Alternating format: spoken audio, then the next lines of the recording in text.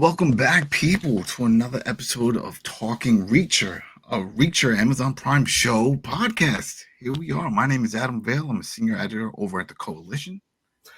And my name is Lawrence, aka a punk with toys on all the social medias. Yes, and we are here for season 3, episode 3, number 2 with a bullet. So, quick housekeeping, people. If you have not watched this episode, please watch the episode because we will be doing a full recap, full spoilers. So it's already out now over on Amazon Prime. We highly encourage you watch that. And if you don't care, then fine, go ahead. You're going to be spoiled. We're going to really break down this episode. But also some housekeeping. Thanks again if you're following us either on the Coalition over on YouTube or if you're following us over on Spotify, just looking up Talking Reacher will come up. It's great. So you can put your comments, and this is all for engagement. This is going to be fun, just covering this crazy over-the-top show. This episode was definitely over the top. But also, yes, for you people on Spotify, you may notice something different on this one because we're just trying something out. And I'm going to put in a poll. We're doing video. If all goes well, you're seeing this on Spotify. So in the poll, just a quick question, whether you think audio is better or video on that platform. It'd be great if you can participate. Put your little comment there and let us know. That's something we're trying, something new, right? So I just wanted to get that out of the way. Thanks again for all the support. 3, 2, 1. This was crazy. Much than the last episode. I mean, a lot more action, and I think a bigger payoff at the end. Yeah, definitely a bigger payoff. There's some. It's like I'm looking at my notes, and it's like what's blinding me with all this, it's just the swim. So I might as well, I mean, for anybody, we'll get there for sure. We'll get there, right? I mean, holy moly, it's like, all right. So, oh man, all right. So let's see. I don't know. I just keep thinking back. I just keep thinking back about it. Oh, I just got to bring this up. All right, we've seen a lot in this episode, and we were talking about this before we started recording. It's that when you're covering a show, you really take notes and you start putting things together. And when you're watching a show just for enjoyment, maybe there's some things that just go over your head that you don't even think twice about. And you may throw them out there. Like you may throw it out there and mention like, oh, wow, that didn't seem to make a lot of sense. But when you're taking notes, and then you're nitpicking all these other things. And sometimes it sucks breaking down a show like that. I'll be 100% honest. I think you agree with that. Yeah. Oh, yeah. Because then you start seeing things and thinking and overthinking and not really seeing for the show. So, for example, the whole thing with Angel Doll, right? We knew that was going to be a big part of this. Yes. What's going on with Angel Doll, right? So, we find out what we were thinking of. It's like, well, maybe what's going to happen is Reacher's going to call Duffy, say, hey, go back to Bazaar. I killed somebody, clean that up, right? But no, he decides to do it. And he's going to sneak out again the same way he did last time, which was already wacky, going through the window from that top of the roof and then working his way down, hanging off of everything. Doesn't make sense. But he does it again. And this is why I have to get this out the way because it's just so crazy. All right, so people, if you're listening, if anyone's from the Boston, Maine area, then maybe you're familiar with this. If you are, go ahead, comment and let us know. But from what we understand, with Cape Cod, I guess you have to take a bridge to get over there, and that's where this compound is because Reacher then strips down to his undies and then jumps in to the sea there just to get across to the other side so he can meet up with Duffy because he told her to meet me over there with fresh clothes and a vehicle because we have to go to Bazaar to do some cleanup. That right there is like, as I'm typing right now, I'm like, how is he gonna swim? And he does it, and he comes out Terminator style, just walking robotic up to her. Her mouth is open and she's like, hey, wait, let's get to it, man. Like there was some stuff before that though. Go for it then, because I'm just like You are really obsessed with this swimming, and I this. understand. All right. But Oh, so the episode starts where Reacher and Duke are talking, right? And this is he asks about Angel, and he's like, I don't know anything. Why don't you just call Angel? Angel's not answering. Of course, we know why Angel isn't answering is he has a receipt spike through his head. I yeah, wouldn't yeah. answer, I wouldn't answer the phone either. This was in car. And so trying to read my notes here quickly. So when they get back, they basically, Reacher is when he goes in, he's befriending the maid. Yeah, the maid / cook or whatever it is. Yeah, And she speaks French and he speaks French and says that his of his mom's mom. Yeah, his yeah. mom's from France. And we actually get to hear about, well, I'm sure it's not true, but we get to hear about both his parents in this episode. Yeah, I think he snuck in some of the parent stuff in the other seasons too. And remember the dad with the military background, the whole thing with his Yeah. mother, season 1, all that stuff. So I think that's yeah, yeah. But she hates her job, and then he's trying to get info from her. And I guess that's why I was like flying over because I was like, it didn't go anywhere really. But we feel that eventually it will. Like she's Yeah. going to play a role just like I think the bodyguard or the shadow, as we learn, who's being held by the DEA agents. That's going to come to play later on, probably play a major part. But yeah, so we find out that we also find out that there's a mechanic who lives on the premise. But yeah, that was kind of just thrown in there. But like, Reacher's he's trying to get as much out of Beck as possible, and Beck just is telling him like, you do what I tell you to do, right? I'm paying you to do because I haven't paid anything yet, yeah, yeah. But he's basically he's trying to get as much out of him without it turning out, hey, you know what? I'm here to get info out of you. I'm not on your side. And then Reacher kind of like that scene ends, and then we see him talking to Neagley. And yeah, she's clearly he's on the phone with Neagley, and she found the dirt on Duke and Paulie, yeah, and everybody there, and just they're all bad people. That's it. Yeah. That's just basically something we already knew. I don't think anyone assumed that these were good guys. But she gives the rundown of Paulie, Duke, and Angel, which we know Angel is now. What doesn't matter what he's done in the past? He's not going to be doing it again. Yeah, and he pretty much tells her that he took care of that. She's like, "Thank you." I think he had like sexual assault or something like that in his rap sheet. So she keeps trying to, hey, where are you at? Let me come help you.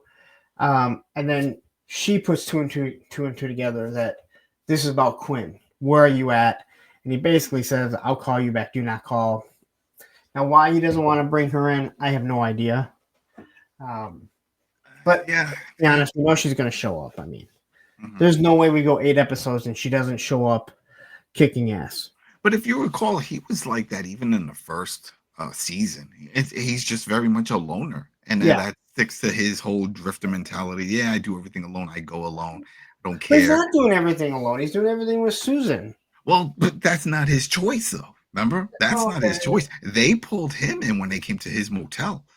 He wasn't seeking out their help. They wanted his help. That's true.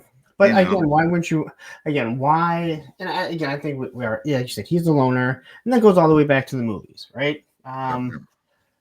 Same issue with Tom Cruise's version of the character. He was the same way. So anyway, we do know one thing though. He does provide some information here when she was trying to figure out, or who was it? Someone was trying to figure out. Oh, it's Duffy. With the whole thing with why go after Quinn. And it's because of not what Quinn did to him, but it did to Sergeant Dominique Cole. Well, and I'm sure. Okay, well, first off, we gotta swim across, dude. Yeah, see, there we go. I already did the swim, but yeah, you're right. Yeah, you already did the angry swim. You know what? I think you're hot over the swim. It was not so much just the swim, but then even right after when she makes a little comment and it's like, oh, and then bleep, and then Reacher pops up. So to me, it's like it's trying to tell me, it's like, this is your starting point, buddy. This craziness that you just saw. Yeah. This crazy swim. He ends up calling Susan, says, I need a car here. Now, we don't know how he's going to get there. we do see him leaving through the we see him leaving through the window. Through the window, climbing off. I mean, just like you said, he doesn't even hide it. He just walks straight out. Doesn't even hunch. I think later on in the episode, we kind of established like he's no longer locked in his room.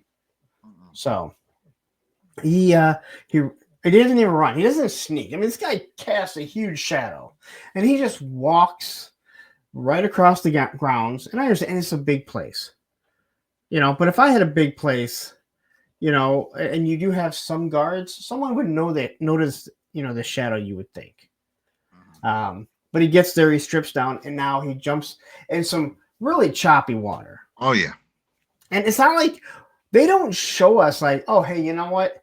It's a small little river that he's got to swim across. We don't see it. It's dark. Yeah, no, we don't see it. Yeah, he swims across it, and he's in his undies, and he gets out, and he comes out of the woods, and Susan's sitting there waiting for him. Again, Susan is Duffy. He calls her Duffy. I call her Susan. Again, it was my ex's name, so I guess I'm used to saying Susan. Yeah, I think at this point I'd want to say Duffy rather than Susan. And as he's walking, she's looking at him, and again, if anyone works out, again, when there's the right shadows, and you're already muscular, it shows, and she's like, F me. Except for she didn't say that I'm doing this for PG reasons. Oh, yeah. And then that's when the big reacher, it was all intentional. Yeah. They put that all together. Yeah, that was really like the beginning of the episode, right? Yeah. And that's why, because I'm like, but then again, we're analyzing it, and I'm sure people at home, and even if I wasn't covering this, I would still have these questions of like, how long was that swim?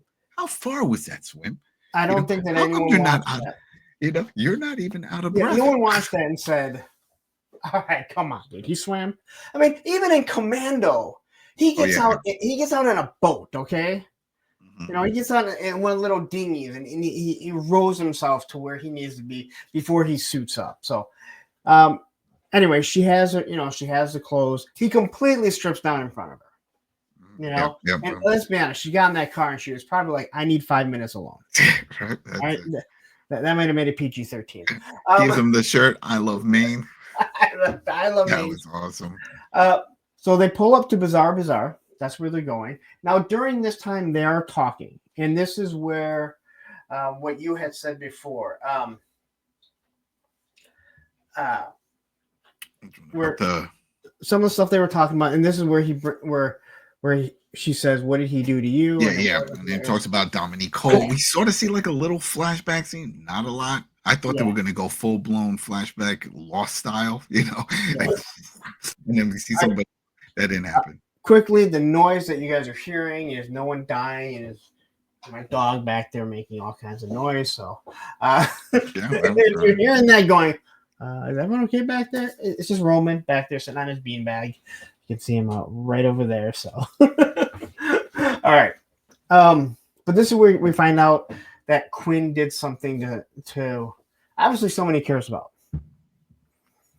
Reacher is he's not an emotional man, but he cares about the people that are close to him. So, and like we know, he said a dispatch, which means kill. They thought they took care of this guy. They thought Quinn was out of the picture, so he's still trying to figure out where he fits in.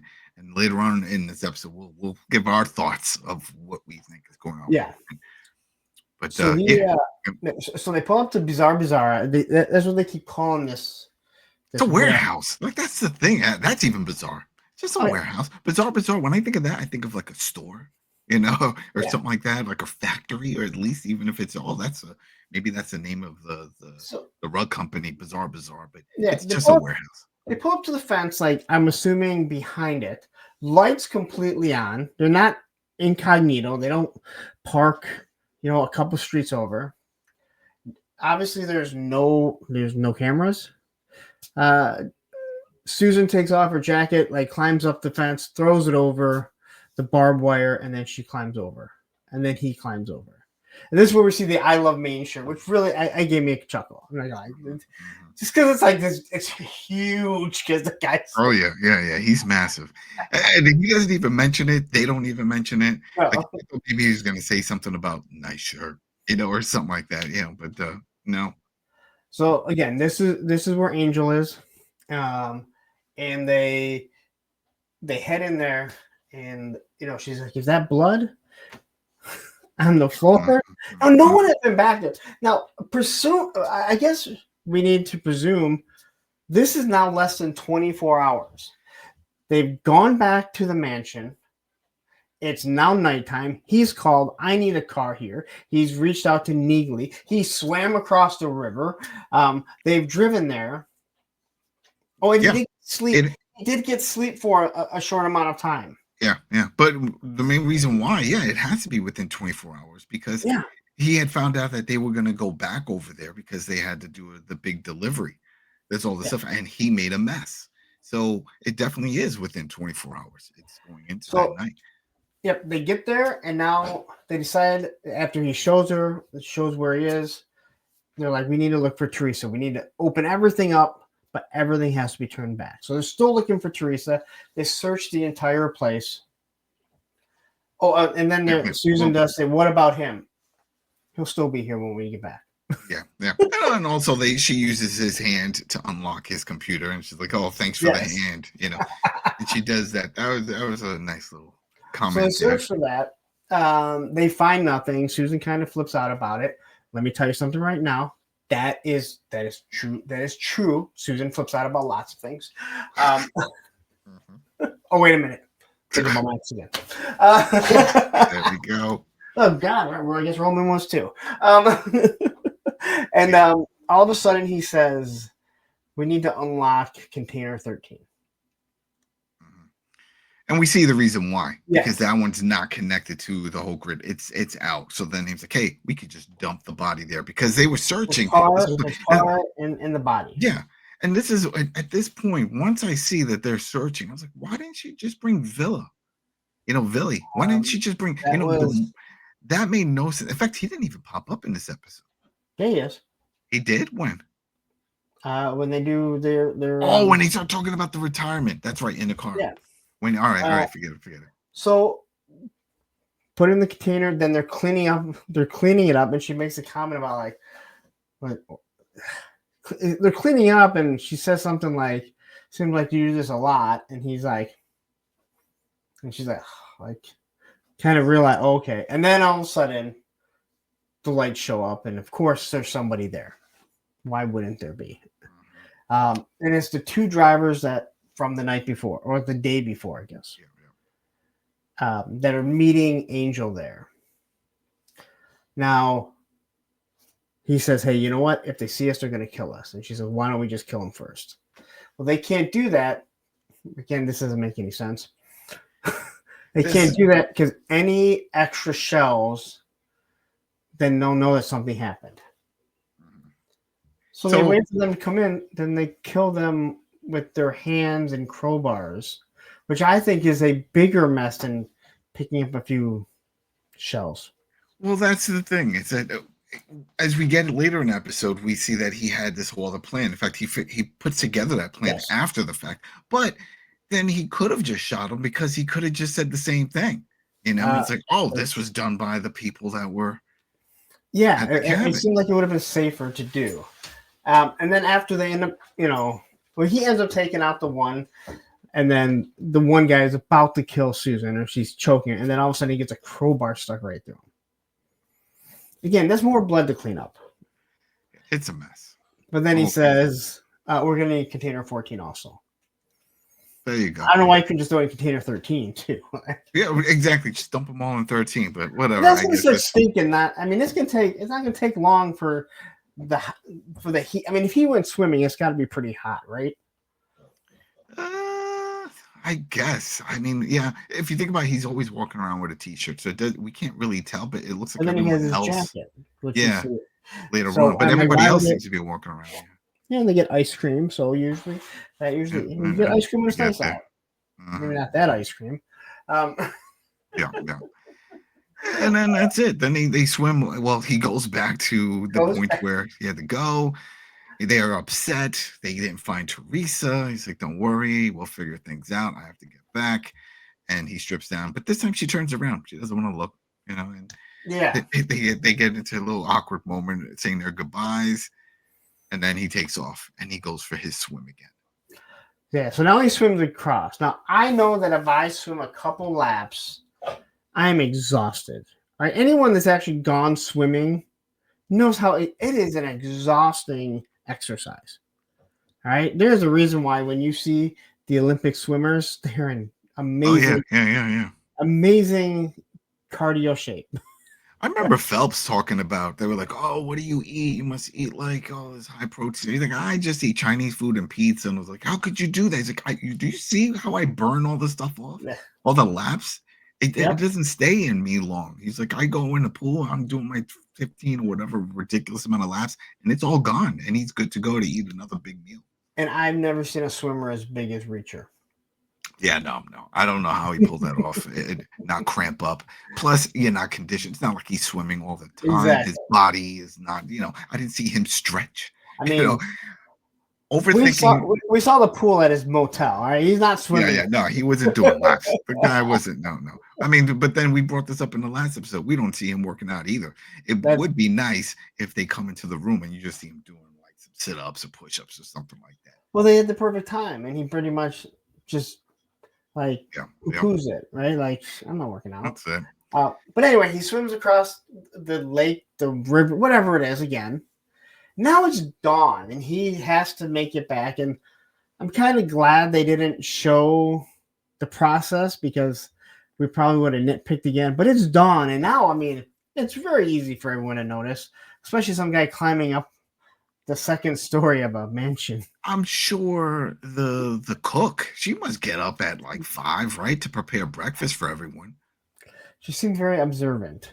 Yeah, very observant. So she knows, and I bet you it's going to come up later. And I bet you that's all fake with the accent and all that stuff. She's working for some other agency. Why are there no cameras? Why are there no cameras? All right. Yeah. All this money that he has, and he doesn't have cameras around his house. I have fucking cameras in my house, and I live in a little townhouse. All right. So yep. The only thing I could think of, and I thought about this after though, maybe because of all the shady shit, all the shady stuff that they do, right? Or because of that, that's why they don't want cameras. You know what? That is, right there. Now, makes, in all honesty, that actually makes sense. Maybe whoever he's working for is like, there are no cameras. Because then we can kidnap your kid easier too.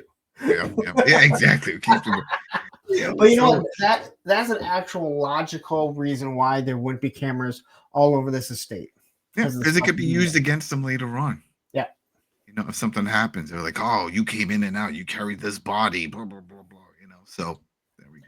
So anyway, he comes down the steps. Now, when he comes down the steps, I said to you, I go, does this mean that he's no longer locked in his room? Because remember, the first episode, which is only like a day or two earlier. Yeah, he's moving up quick. He's moving quicker than Angel. He comes down, and once again, he's kind of befriending the housekeeper. The cloak lady, the housekeeper. Yeah, whatever. It seems like kind of a few. Yeah, but we find out that he has a new job now. Now he has to go out with Richard and take him into town, and then to go do whatever. And I was even curious, like, wait, what is this now? And it turns out that he's just gonna go buy. Richard wants to go buy a gift for his dad for his 50th birthday. Yeah. So right? we have Zachary. Beck tells him, just watch my son. And as he's leaving, he almost runs down Paulie. On purpose. Yeah. Paulie, who lives in that little guardhouse there. The guard shack. Yeah, the guard shack. It's pretty big. When they showed the second scene, the second frame where you can move to the far out, like it's from across the street, it's pretty big. It's not like one of those little checkpoints. Doesn't he ask him, why does he let him live in your house? And he says he doesn't. Yeah, he doesn't. So he didn't say where he lives, but I'm assuming it's in that guard shack. Yeah. And we get a lot more answers in this next scene. Yeah. So at this point, Reacher is trying to talk to Richard. Hey, I saved your life now. Like, be honest with him. He's not just selling rugs, and he's fully not being honest with him yet. But he wants to go to this store. Now they go into the store, and it's like an old vintage toy store. And he says, I heard your generation doesn't want to grow up, and he says it's not for me. It's for my dad. And he says something like, "Aren't you too old for toys?" Yeah, see, he wouldn't be our friend. He would not be. See, I was like, be all really? supportive of Because Reacher. I have a whole YouTube channel built around adult collectible toys. All right, so I was kind of like, you know what? I'm a little offended here, but I'm not because you have to choose to be offended. But then we find out that it was a cap gun. It was like this Richard old timey cap gun. That his dad he romanticizes basically about this Roy Rogers cap gun that he had as a kid. How someone would talk about a family dog or animal that they had. That this is, and that his dad would always yell at him for leaving the caps around, or so he wants to get this for him. Like, no matter everything that's going through this, and I said this on the last episode, it is clear that his dad cares for him. Like, his dad absolutely loves him, right? And he even says, I don't know why after everything, why I still try and do stuff for him. So he gives a call from the owner of the shop, says they got this beautiful Roy Rogers gun in. So he goes to pay for it, and then at that point, Reacher runs out and he gives Susan a call again. He gave Susan a call, and he just wanted to clear things up, find out more info on well, basically what's happening, all this stuff. Then that's when he was like, all right, did you get any info from the laptop? Nothing, right? It's clean. But he figures, hey, you know what? How about this? Send an email from Angel's email address to Beck saying that he knows there's some info of the guys that were involved with the shooting, because that was the other issue. Also, we sort of went over it, but it didn't make too much sense to really go into it. But the whole thing where Beck and Duke were questioning the issue with the truck, because apparently Angel had some info to tell them, right, about the truck, and that it wasn't the same people that hit them before, and it was basically all that type of stuff that was going on. So at this point, he calls him. She tells Duffy, "Listen, send an email saying that this is where the people are being held up, right, coming from Angel, and then I'm going to help and move myself up." She was like, "How are you going to move yourself up?" I was like, "Well, I got to get rid of the second in command." So I guess that's where the title comes in, the number 2 with the bullet. Number 2 with the bullet. It makes sense at the end. Yeah, see, there you go. And we talked about, well, how does it make sense? Well, now we do, because remember, once we get there, we get there. But now it makes sense. There you go. So his whole point is he needs to get in with Bex to get more info, to find out more stuff, because we're going to get more stuff in our next scene over, because what happens, that call was taking too long, because then we got Biff and his friends that show up. Right? Right? Come on now. This is so random. You know what? You're so right. And if you've never seen Back to the Future, then you don't know who Biff is. But if you've seen Back to the Future, Biff is the bully. Yeah, with the 2 goons, and it's the same thing.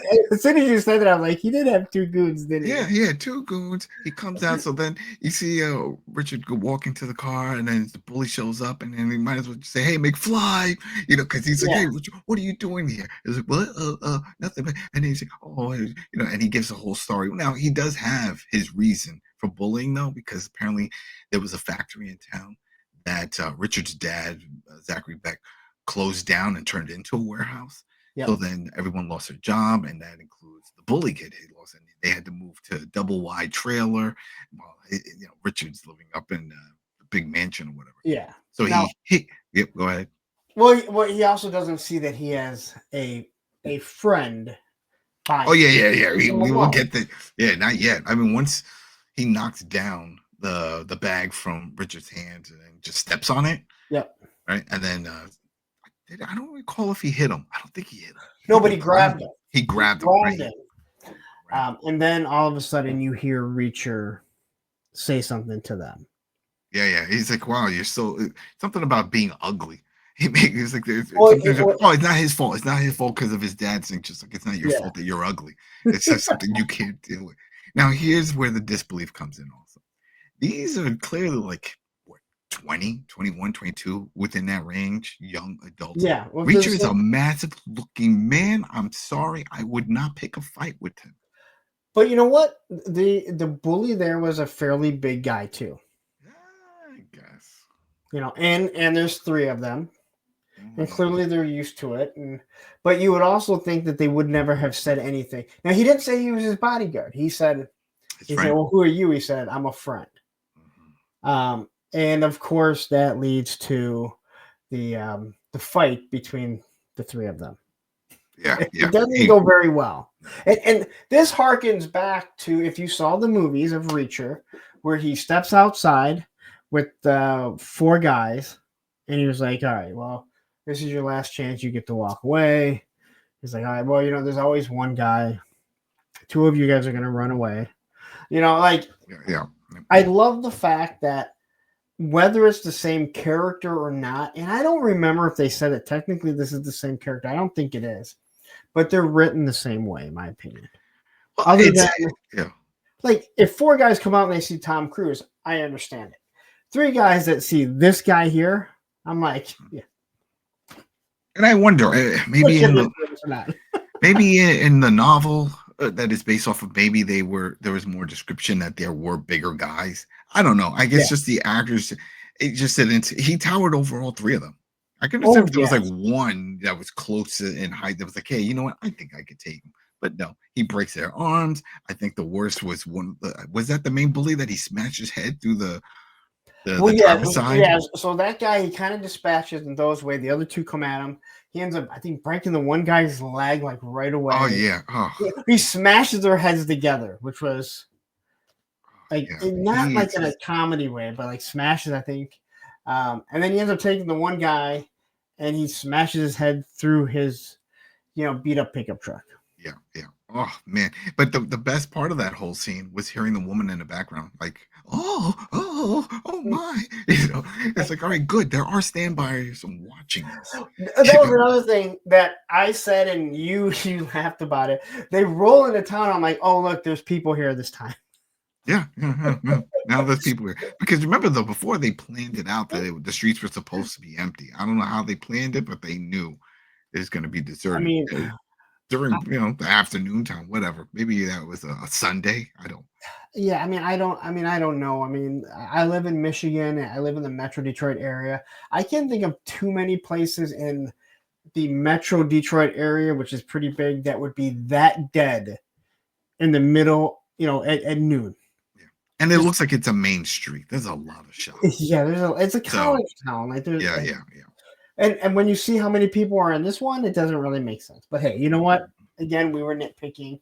So I think that's something else other people would have picked out. Like, here's one out quickly, way off topic. My cousin says to me, and this goes back to the old DC movies, and not the old ones, but the recent ones. And he was like, you see the Marvel ones, and there's always something that's like during their big invasions, there's all these people. He goes, you ever notice in the DC, they always end up in a place that there's no one around. Abandoned building, abandoned, acres and stuff. Like they always have to move stuff, so they don't have to explain. That's kind of what this was. And I was like, I never noticed that with the DC films. It would have been great if that woman was making all those noises, screamed, "Someone call the police!" Scream something like, "Oh yeah, that's right. There are law enforcement that are gonna, show up for something like this." But nobody does because next scene we see is Richard coming out with ice cream. Yeah, it's a bad ice cream. Hands it to Reacher and he asks what kind it is, and he says it's the flavor of the day, which was lavender infused. And Reacher says, "That's why you get beat up." and he turns and he throws it in the garbage.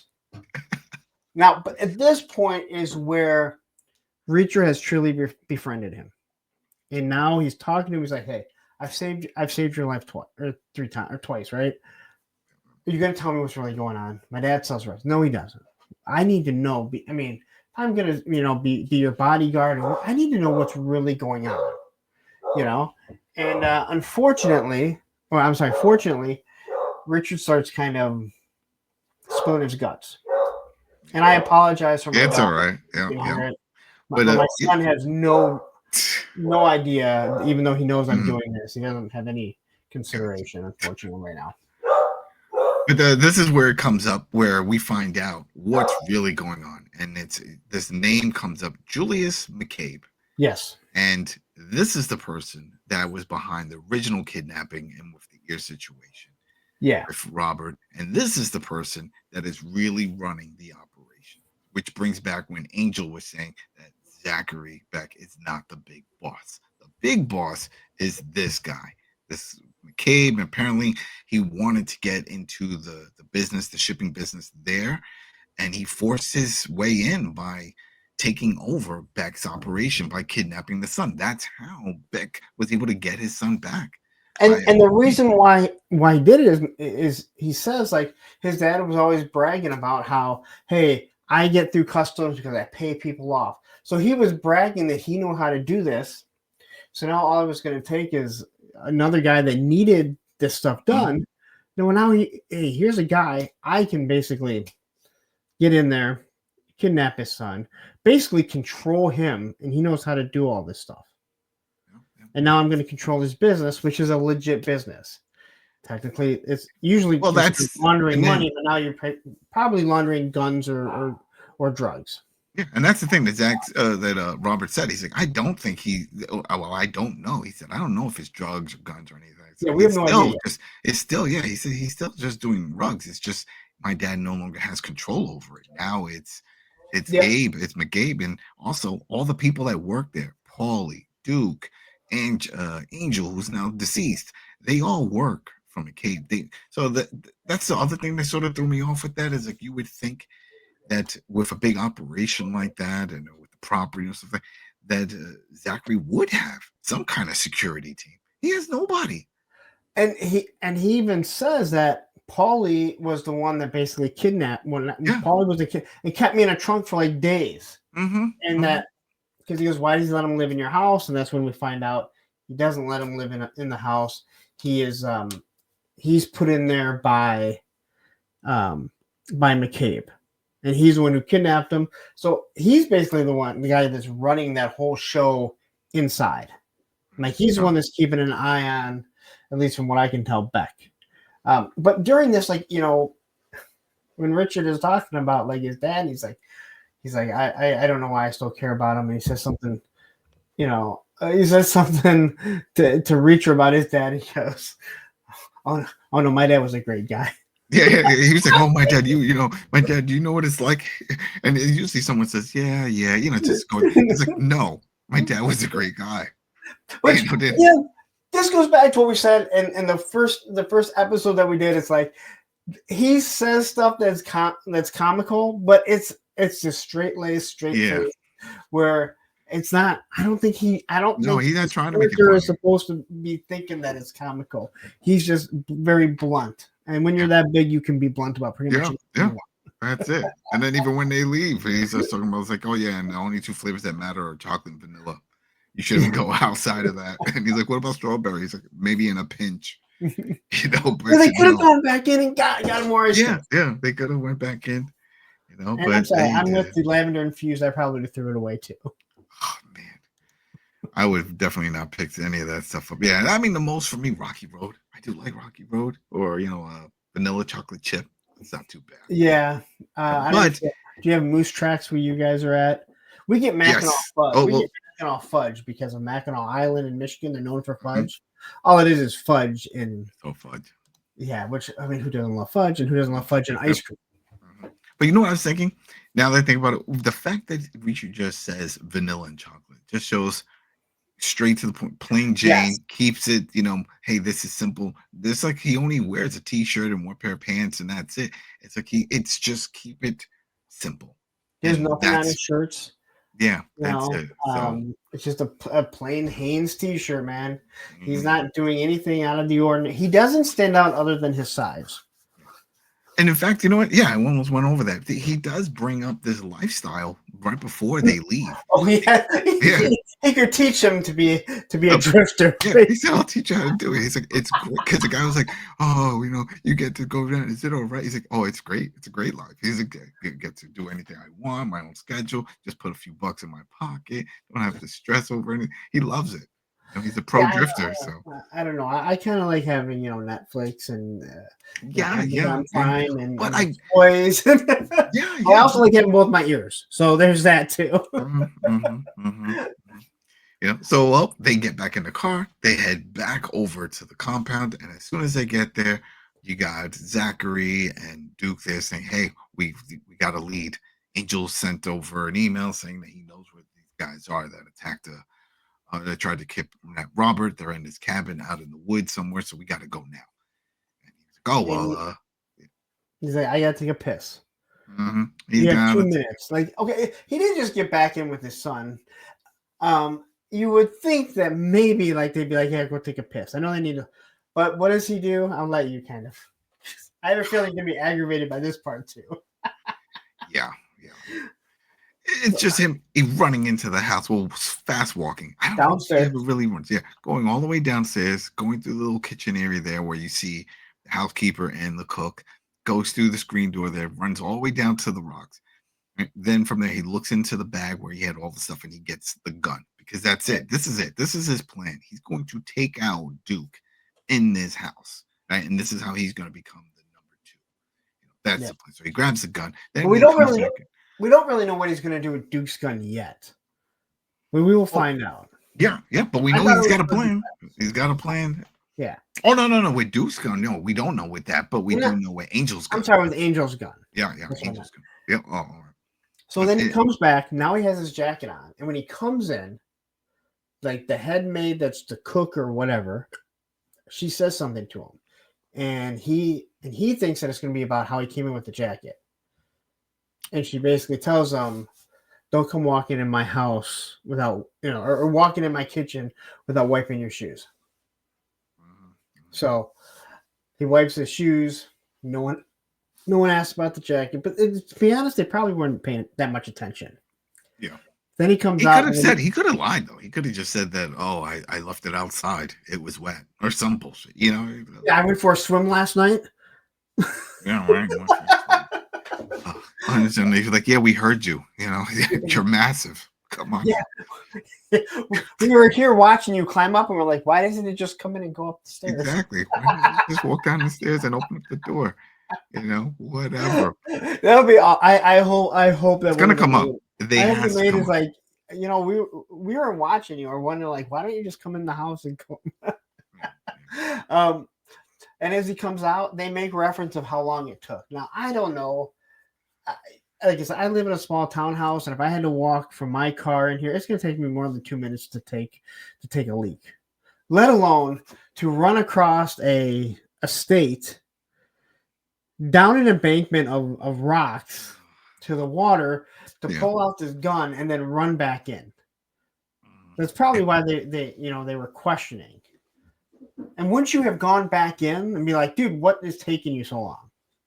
If it went that long, yeah, we don't really know the timing and all that. Maybe We're just we're thinking too much. We're nitpicking. I'm sure people listening was like, all right, get off the time. Who cares? It's just because they mentioned the time. If they said make it quick, then it's like, all right, whatever. But the fact that they threw in the number 2 minutes. Yeah, so it's like, oh, okay. But whatever. He gets it done. They get in the car. Right now, people are like, dude, why do you guys even watch this? We like the show. We like the action, but with some things when it happens, it's thrown in your face. It's like been smacked in the face.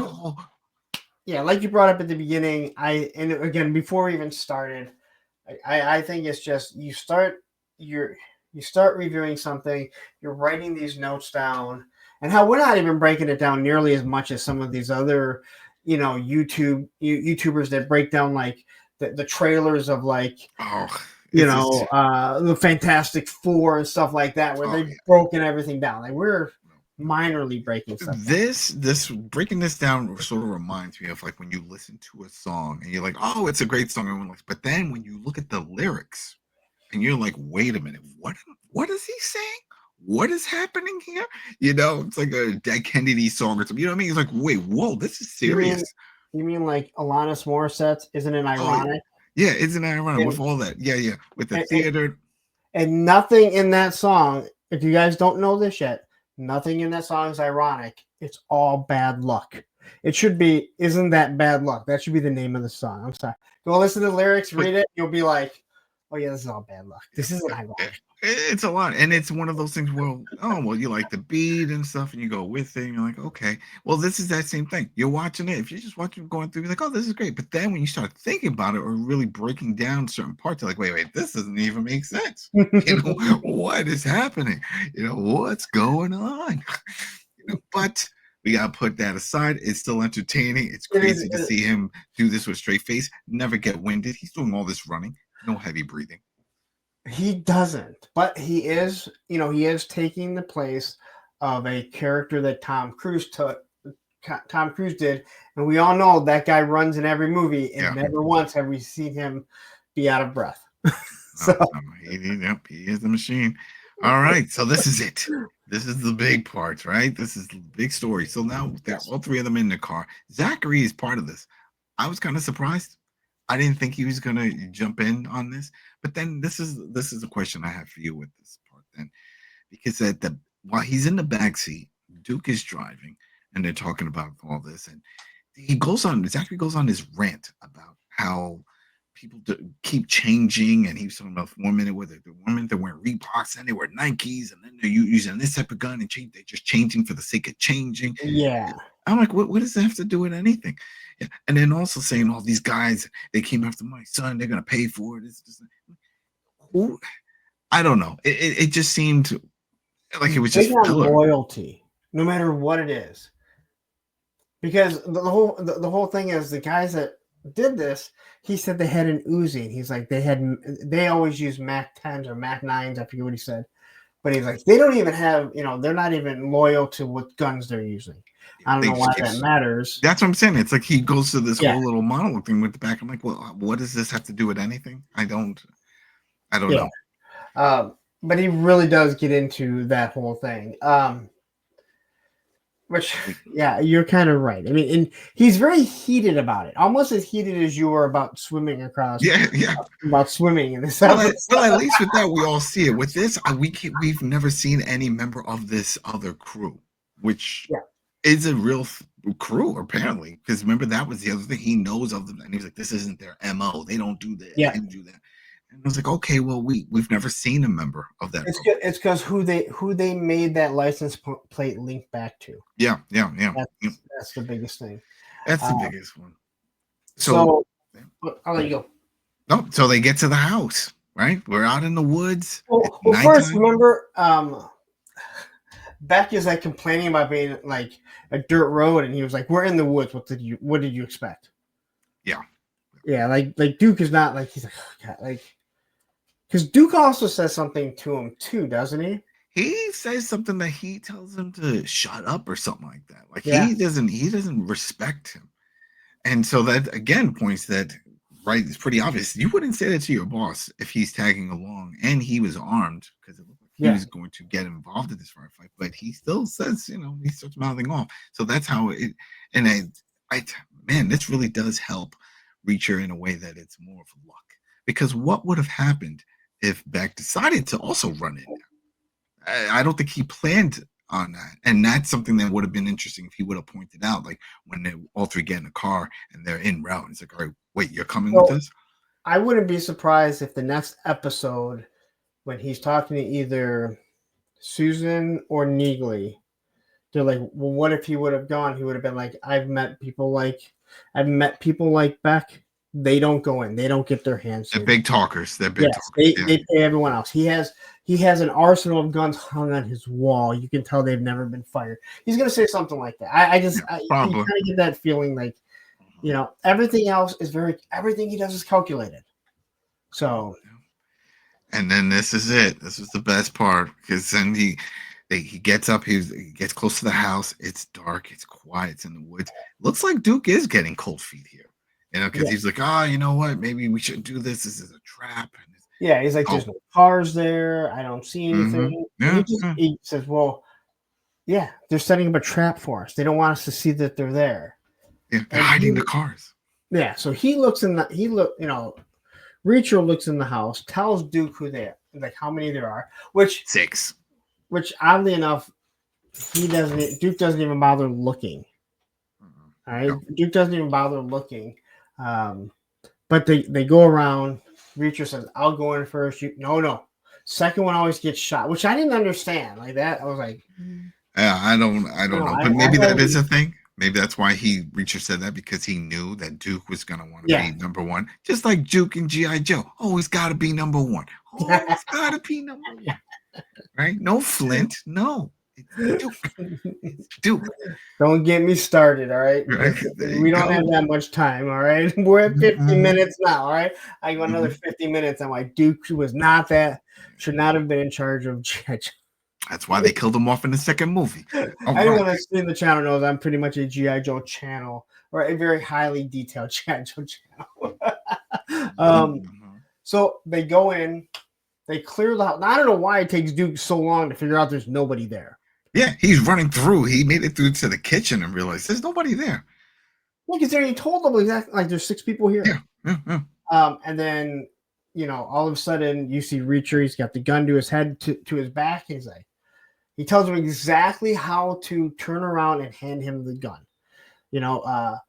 Remove your trigger finger and hold the barrel with your left hand. Turn around, hand it to me.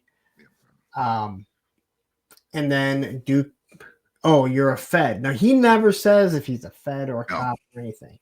He says, oh, I should have known you're one of the Feds. And he's like, he asks about Teresa, and Duke says, oh, that's her real name. So they don't even know what her real name is. Yeah. I don't. Yeah, we don't know. We don't even know her cover name. Yeah, I think that was it. Yeah, so Duke's like, if you think that I'm gonna be a rat or whatever, you can't do anything. The worst thing you're gonna do is take me in, and this and that. You're not gonna shoot me, because McCabe would kill them. The people that he worked for, they would definitely kill him. But he's like, you're just gonna take me in. I already know you played your last card, your hand. And I think at this point, they're probably going to say something. Reacher's going to be like, he was never going to talk. So he just shoots him. Yeah. There's and the bullet. That right there is the name of the episode. Yeah. Number 2 with a bullet. That's how he did it. 1 bullet to the head. So that's how he's going to end up becoming number 2. He shoots up the place. Now Beck is sitting there. He's hearing all the shots. Reacher is firing the pistol and the submachine gun, that bullpup all at once, and then he shoots up Angel's gun, and then he hits himself in the face.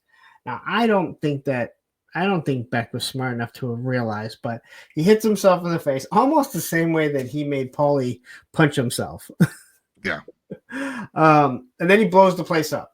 Yeah, he puts a bunch of stuff in the stove. He disconnects the gas line, and of course, he runs out. Kaboom! The whole place goes up. All he has is Angel's gun that he took over, and this is what he's going to use to tie everything to Angel to make himself number 2.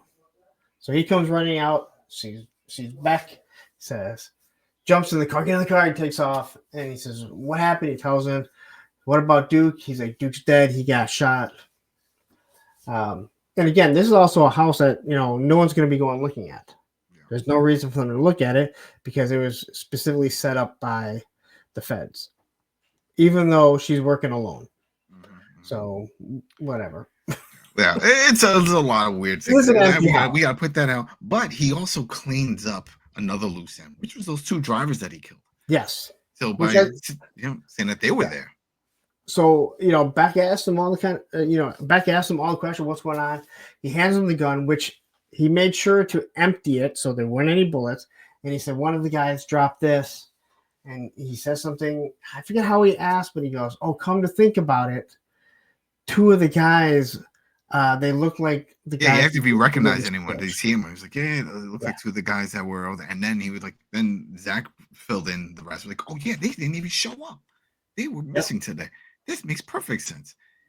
So now he's cleaned up these loose ends, and this is where he's told, "Well, it looks like I have a new number 2." Yeah. And that's it for that part. The only thing that we didn't really go into, and it was a very small part. It was just interrogation. That we still got that bodyguard, the shadow. Oh yeah, I We forgot. found out. Yeah, Yeah, we still had the shadow that's being held by the rookie DEA agent back at that safe house area. well, Still tied up to a chair. Still, it's explained that the bodyguard is not there to guard him. He's there to watch him, yeah. so he doesn't go anywhere because basically that is how they're keeping Beck under control. If his son was to get away, he might just, break Oh, away. exactly. Yeah. It breaks away. The bodyguard isn't technically there to protect him. He's there to make sure that he stays alive. So Beck is always at their becking call. And I think he's also playing dumb. He's playing it like, oh yeah, Yeah. nobody. Yeah. No. That's Yeah, we also forgot to mention that Susan and Billy, when they leave Elliot with him, they go and spy on it. Now, this is where she sees Paulie for the first time. They both say, "Wow, they don't make like where do they make that?" She's like, those people are made in a lab or something. Yeah. But then we see somebody get out, and she says, "That's McCabe." But I'm pretty sure McCabe is Quinn. Yeah, and that's our theory, people. So you could also leave in the comments if you agree with that. But Yeah, I think we this have is to go what back we're and going. watch it. Sure, if we went back and watched it, we'd be like, "Yes, same actor." It's not the same actor, but we didn't do that. No, but we did. You did notice on the IMDb page, there is no mention of a McCabe. There's no McCabe. There's only Quinn. There's only Quinn. So it makes sense that if a person that is supposed to be dead comes back, Yeah, you don't come back as that name. You would pick up a there's new no identity. there's no other Asian in the cast here under a different name where you'd be like, okay, well maybe that's who it is, but he has an alias. But it makes sense why Quinn would have an alias. Probably has numerous aliases. Yeah, definitely. But now we're putting it together. So this whole time, well, Reacher doesn't know, but from what we know, it looks like this is what he's been up to, Quinn. He's now running this other operation with probably some other crazy ex-cons and other issues, these guys that we've met. And this is it. Now, what we don't know is what he's smuggling. What is it? Is it drugs? Is it guns? Who knows? It could be all kinds of things. It could be human trafficking. It could be anything. Reacher must know. Why else is he after Quinn, right? He's got to know something that he's up to. Human trafficking actually kind of sounds like it could be, considering they're looking for Teresa. Yeah. But I mean, what would be the other reason? I kind of think that Teresa may, because we saw the food down there. I still think there's going to be a connection between Teresa and Richard because they're of the same age. I have a feeling there's going to be some sort of connection between them. You think she's still alive? Yeah, they've talked about her too much. I think that would have been a loose end that was already wrapped up or something hinted at more. Because there hasn't been any, like they were feeding her, they were taking care of her, they need her for something. At first I thought maybe Richard helped get her out in a way. That's what I had originally thought too. But then he would have told Reacher when they were coming clean about everything. He would say, wow, you did a great job protecting me here. Can you protect this person? Because we don't know her name that he did. But remember, Duke didn't even know. He's like, oh, that's her real name. So we don't even know. Yeah. And Richard, it seems like he's finally, he finally trusts another man. And this guy's kind of, he's basically using him for this information to get what he wants. So. But all in all, this episode was, in my opinion, better than last episode. It was definitely better. There was a lot more action in this episode, a lot more just story building and just cleaning things up. Like now, here it is. He cleaned up the mess with the angel. He cleaned up the mess with the new mess that he made by killing the 2 drivers. So those things aren't lingering because that's always the issue with it. And we talked about it before we started recording, how shows don't like to clean things up. and Yeah, they just like, well, let's look past that. and here we are 3 episodes into it, and they've already killed, 3 of the main 2 of the 3 main goons that we've been introduced to. Yeah. So And do more get introduced? Obviously, I would assume that Paulie is going to be, either killed off, I would say, either in the second from last episode or the last episode. yeah, he's got to be part of the big fight. Yeah. That's it, because everybody's going to want to see them square off, and they're going to have to make that interesting. Yeah, and then that was another thing when he was talking to Neegly about it, and he says that this guy's bigger than me, and she was like, well, I've only seen one other person that's bigger than you, and obviously it was something that goes back to, with their history. But all in all, I enjoy it. Again, it is weird watching it when you're going to be breaking stuff down. You see things that you probably wouldn't. But that's the whole point of doing this, right? Yeah. And that is the whole point of the deep discussion about this, because the viewers and people that are tuning in or listening are probably picking up on stuff that they didn't when they watched it, because they're like, oh yeah, you're right, what happened here, what's going on. So that's the whole point of this, and it was fun. All right, everybody. Well, go ahead. Oh no, I was just saying, I hope that, like, if you guys are seeing something, or how maybe we've said something like maybe we didn't understand, that you're like, no, hey, listen here, this is what I think, or no, you missed this. Please tell us in the comments, because we want to be able to we want to be on board with everyone else. Yeah. And then we'll bring it up. We'll bring it up, point it out, and if we got something wrong, we'll bring that up too. It's like, that's it. I mean, we're just like you guys are watching this. Yeah. All right, everybody. Thanks again for tuning in to Talking Reacher, and we'll be back for episode 4 when that comes out. So this has been great. So did you want to give a rating? You said last time. Oh, see, there you go. See, that's right. I forgot. So between the 3 and 5 stars. I'm gonna go just like I did last week, because even though there was more action, it's getting there. So I'll still stick with a 3.5. I'm hoping the next episodes just I just keep comparing to season 2. Season 2 was so off the wall. Like it was. But we also had lots of people, of military style people in the last one. I give this one a 3.5. I give the last one a 3. There were I would give it a 4. I would have given it a 4 if there weren't things that just the swimming. Okay, come on. I just don't believe that you could swim across that whatever, however long it is, go do what you had to do, clean up, kill 2 people in that process, hide them, come back there, climb back. Like, I'm sorry. It's a lot. Yeah, that's a lot of stuff that you just should not. With very little sleep. Way to explain it, right? So there's a few inconsistencies. I would have went with a 4, but I'll go with the 3.5. I don't hate it. Again, I'm enjoying the show. Believe it or not, guys, we are enjoying the show. Yeah. It is good. It's a good show. It's fun to watch. All right, everybody. We will be back next week for episode 4. All right. Peace. Take care.